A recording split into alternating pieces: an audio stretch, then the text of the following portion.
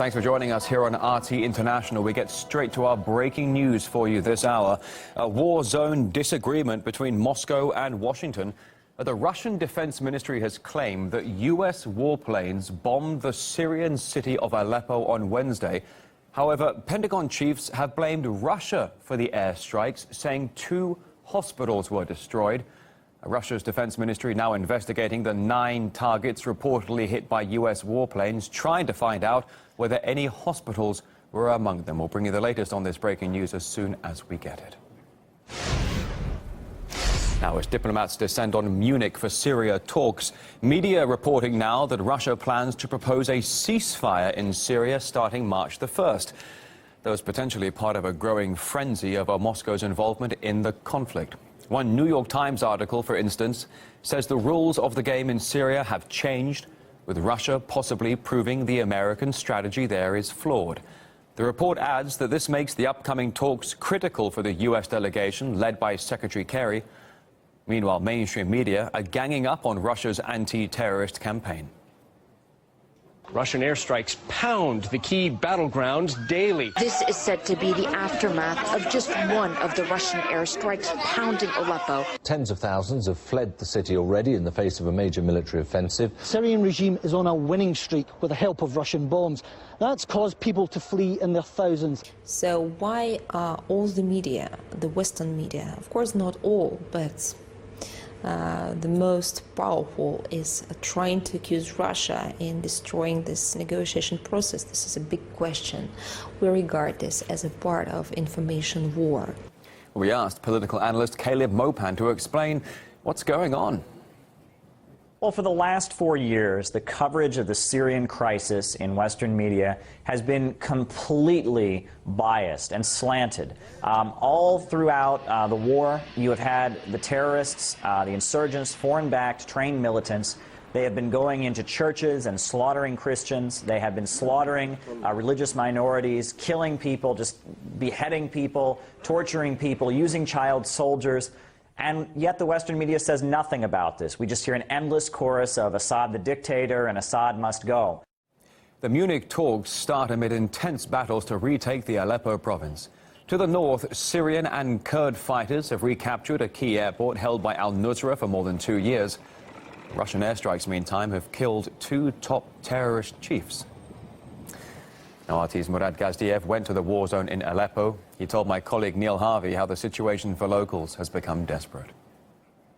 Well, before the civil war began, Aleppo was Syria's largest city. It is really something of a mixing pot. You had all sorts living together there. You had Assyrians, Kurds, Arabs, Armenians, Turks, all living together somewhat, peacefully. And we're talking about an ancient city as well, aren't we? Somewhere that actually attracted a lot of tourism. And that was just one side of Aleppo, hundreds of thousands of tourists. There was also business, there was industry, there was finance, jobs. It was a bustling metropolis. Then, of course, the civil war began.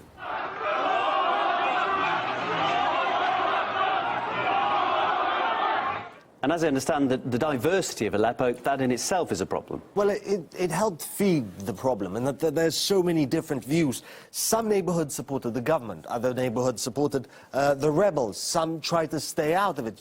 There's not a street left unmarked by fighting in Aleppo.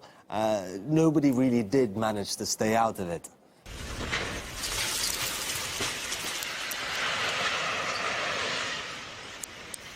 And as for the belligerents, well, given how much of a mixing pot the city was, you had really all flavors of rebels in Aleppo at one point or another, from the moderate FSA to Nusra, Al-Qaeda, to even ISIS in the city at one point.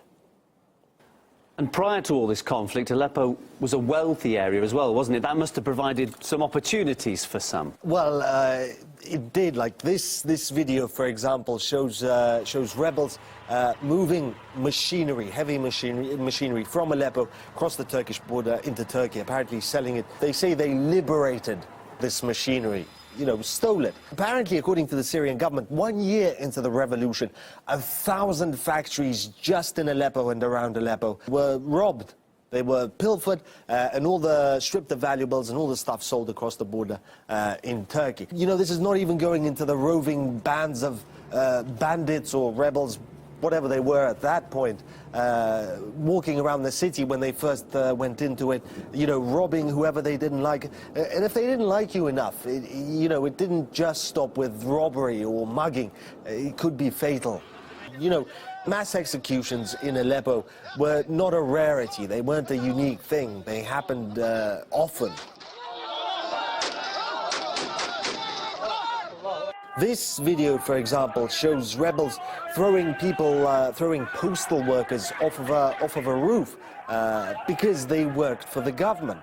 In fact, at one point, rebels actually turned electricity and water supplies off to the entire city because they couldn't switch, you know, unplug just the government-controlled areas. So they disconnected everything, even areas that they controlled. So, you know, is it at all surprising that so many people fled Aleppo? To be fair, though, there were barrel bombs, weren't there? And there were government attacks on rebel neighbourhoods. The government did play a part. Exactly, exactly. But it's, you know, the blame is on both sides. It's nowhere near as one-sided as the mainstream media would have you believe. For example, how much time did they devote to all of this? You know, the stuff I just went through.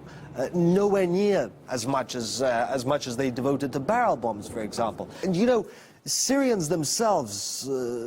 They've grown tired of it all. All they really want is just an end to it all, an end to the fighting. During the siege, we didn't have enough water. There was no electricity or gas. The situation was very difficult during the siege. That's because armed groups blockaded us completely. During the siege, which lasted for about 4 years, we received only one humanitarian aid package from the Red Crescent. بيتنا انضرب خالص راح دمار شامل صار بينا قمر صار بينا كل شيء صار بينا بس سوريا ترجع ونظل مثل أولي ونمشي ونمزح ونضحك مثل أولي